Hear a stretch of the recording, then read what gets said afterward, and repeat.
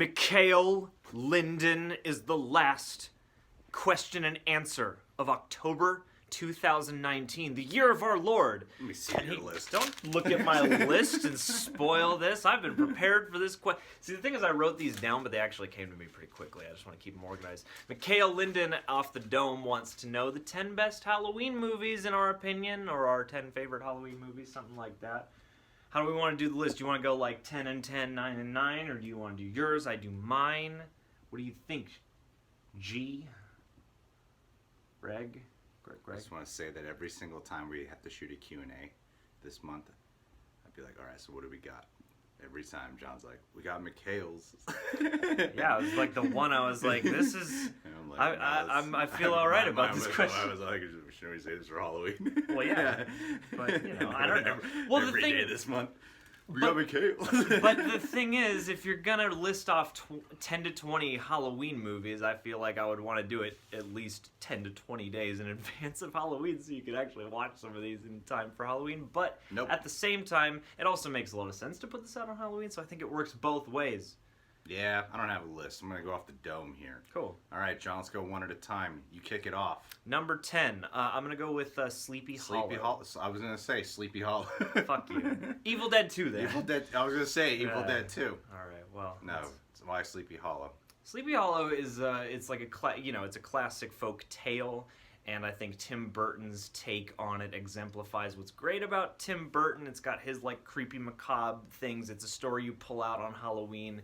And it does a nice job of being that classical period piece, but also bringing in some truly chilling horror movie aesthetics. And, you know, you've got the jack-o'-lantern motif. He carries around the pumpkin for a head. It feels fitting for the season in general, you know, and it feels like a classic of Halloween. I'd say American Horror Story Season 3. Coven. Yeah.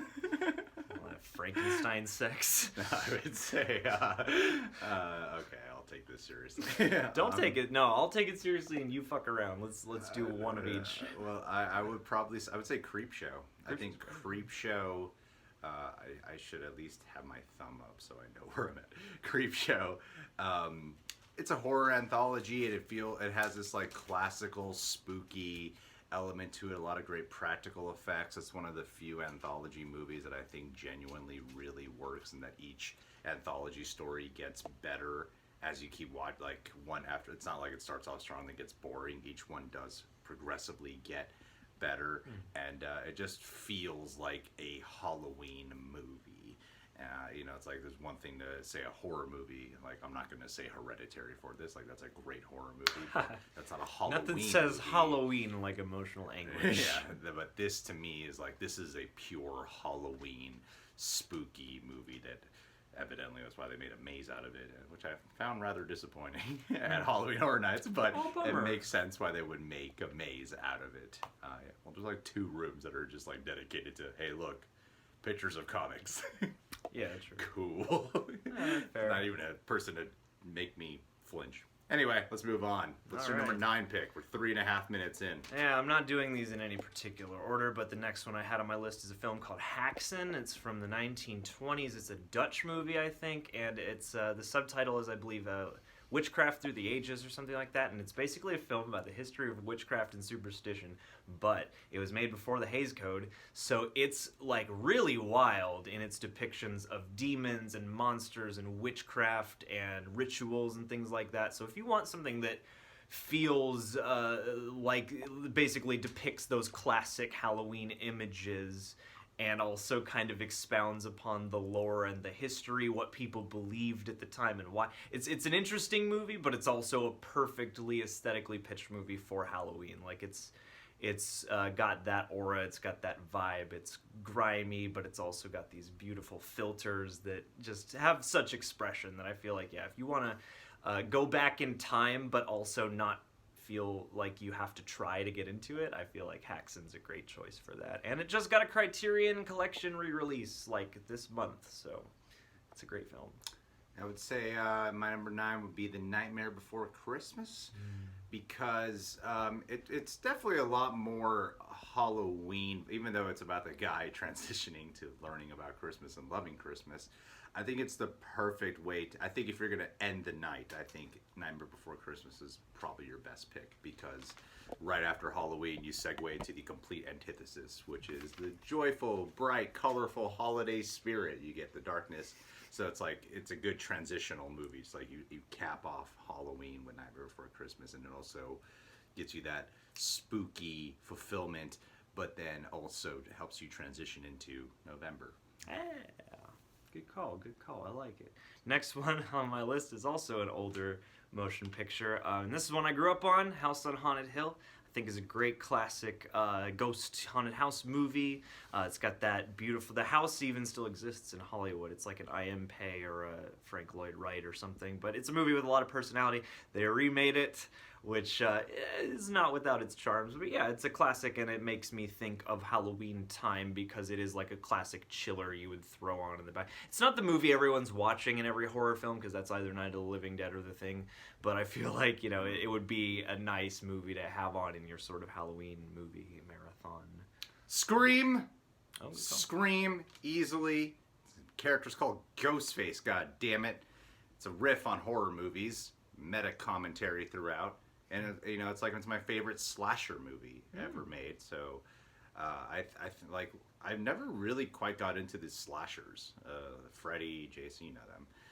Yet, for some reason, Scream, that's always really clicked with me. It's connected with me. You'll laugh, you'll feel the suspense, you'll get a good understanding of the horror genre, and in terms of this kind of horror genre, I'd say Scream. It's probably the best one.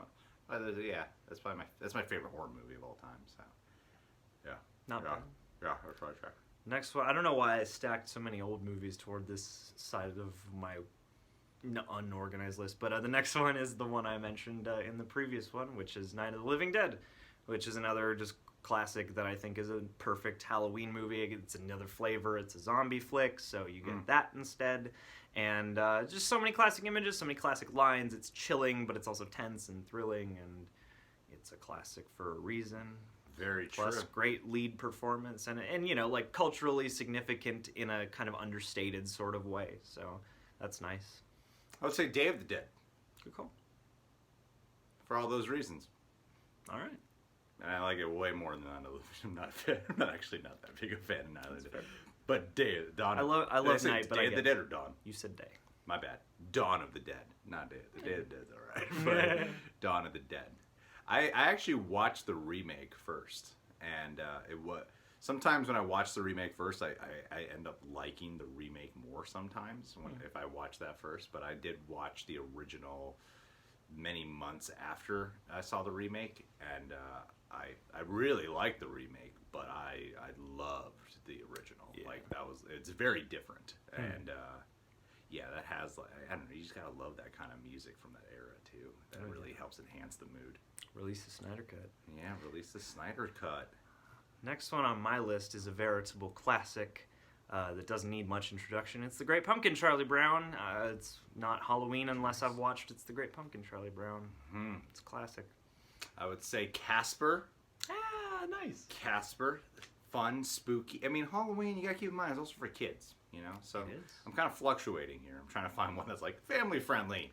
And then also only for adults. Yeah. And I would say Casper is not scary at all, but they deal with its spooky aesthetic throughout. And it's a good ghost tale.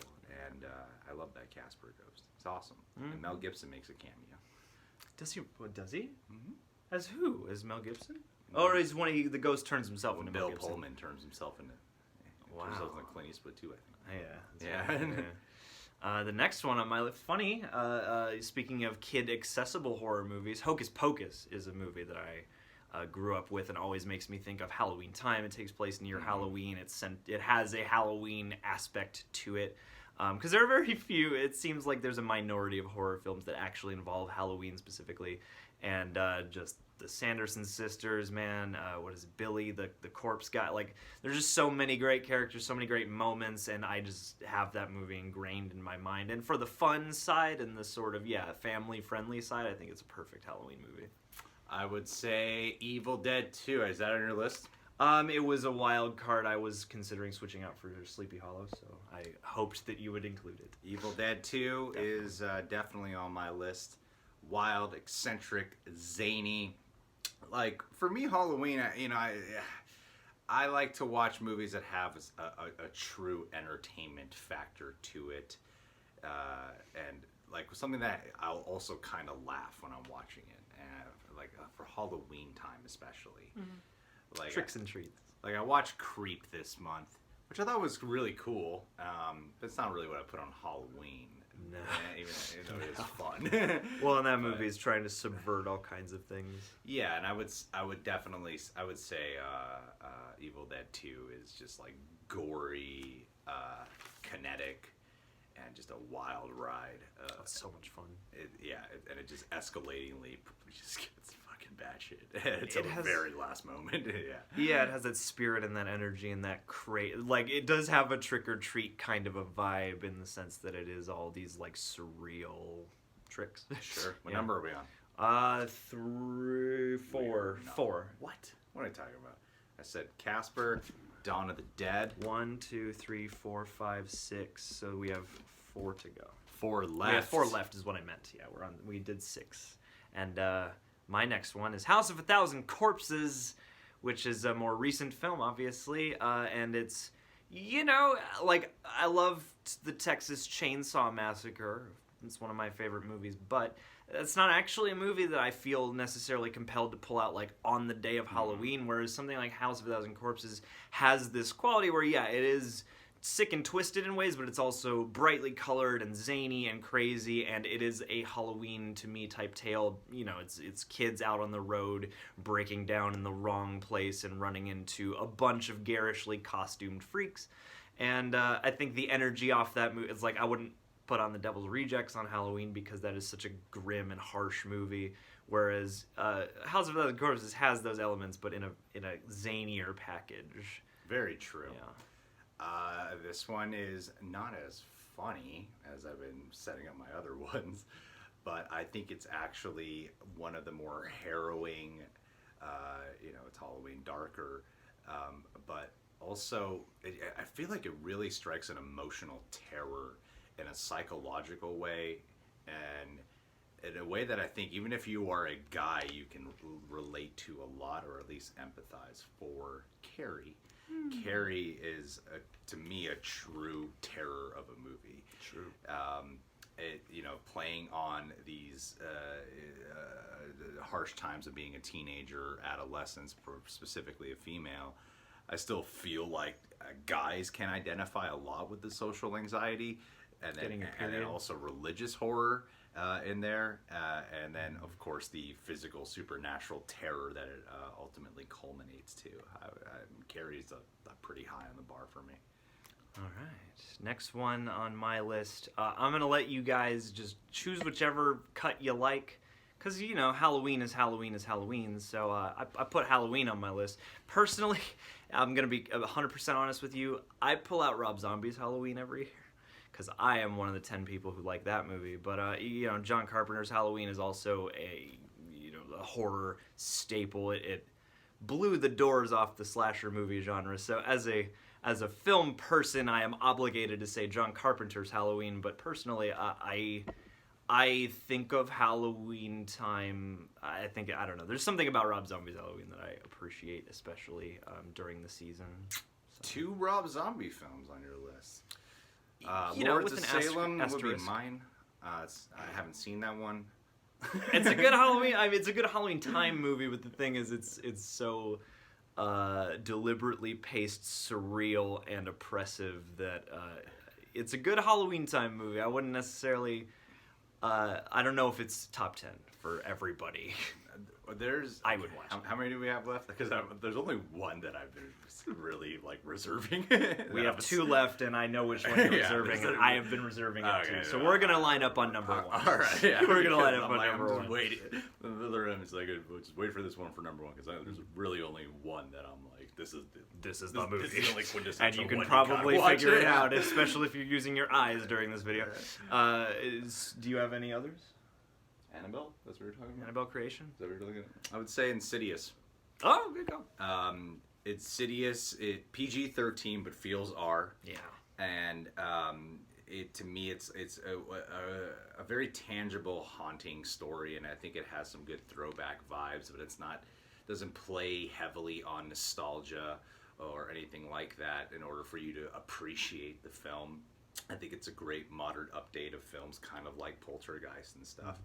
I love the overall aesthetic of it all. I do believe it gets progressively more sinister as it keeps going, and even if as it gets a little bit more out there, otherworldly, it never loses sight of the world of its rules and whatnot. The performances are fantastic.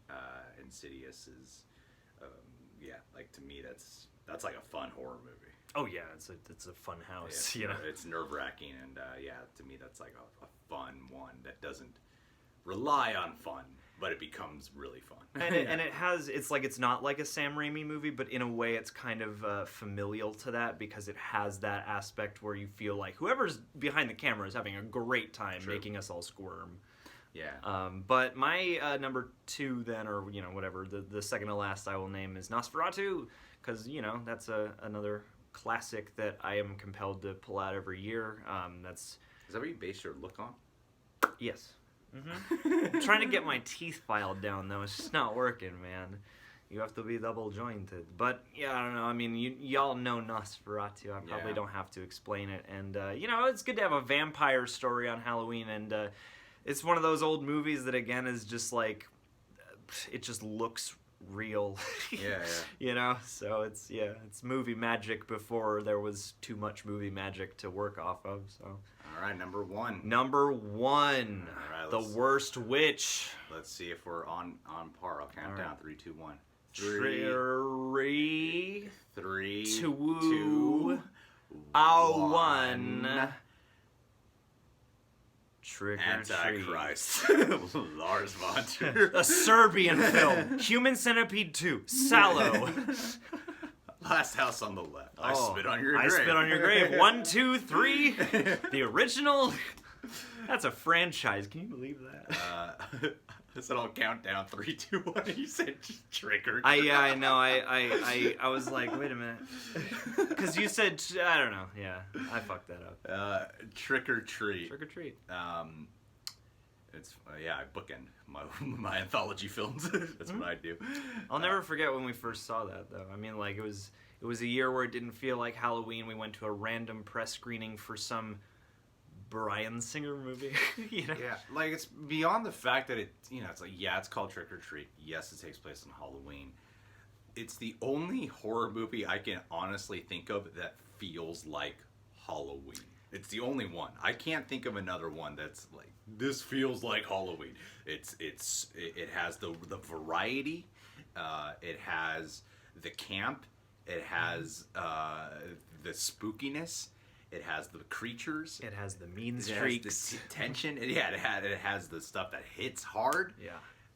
It's got for a film that went straight to DVD, it's become a cult classic. It's become iconic, and like we were fortunate enough to catch an early screening of it. It was the final cut that we watched. We had no idea what we were walking into. Yeah, we had all we knew was produced by Bryan Singer, who had a good reputation at the time. This was November 2nd of like 2006 or something like that. We had no idea what we were walking into. We didn't know it was an anthology. We had no clue what this was, and it was so fun and so terrifying. And such a breath of different air. At the time. But it also really seemed to know the spirit of Halloween. Oh yeah, and it even goes so far as to personify it and to show you all the different facets of here's what the young people are doing, here's what the older people are doing, here's what the creatures of the night in all their various forms are doing. Yeah, it's like you focus on a couple, you focus on a father, you focus on teen girls, you focus, and it's more than, and it doesn't rely on riffing on the tropes of these characters. It just does its own thing. Yeah, and it doesn't get weighed down by homaging a whole bunch of shit. No, and that's one of my favorite things about that movie. To me, it's the only, it literally is the only one that, like, Halloween... it's like for Halloween, about Halloween. Yeah, it's about manifesting the spirit of Halloween into a film. And preserving it. Yeah. Because, like, Halloween, Michael Myers, that doesn't feel like Halloween to me. You know, there's really... no other film that feels like it to me. Yeah, it is the perfect film for Halloween. Yeah, I can't top it. If you were to ask what is the one movie you should watch in October, Trick or Treat. Yeah, Trick or Treat. Yeah. Easily. Just watch Trick or Treat. It's the only one I would say. Yeah. Watch it every day. Yeah, beyond Creepshow, I would say. Creepshow is probably the close second. Creepshow. I started off with that. It's my 2 anthologies back to back. Let's do Creepshow, Trick or Treat, Body Bags, Yeah. VHS. We'll throw the question back to you guys. What is the... You don't have to list 10, but you can list 10. But your go-to Halloween flicks for Halloween time. Or what is the one quintessential film you must watch come Halloween?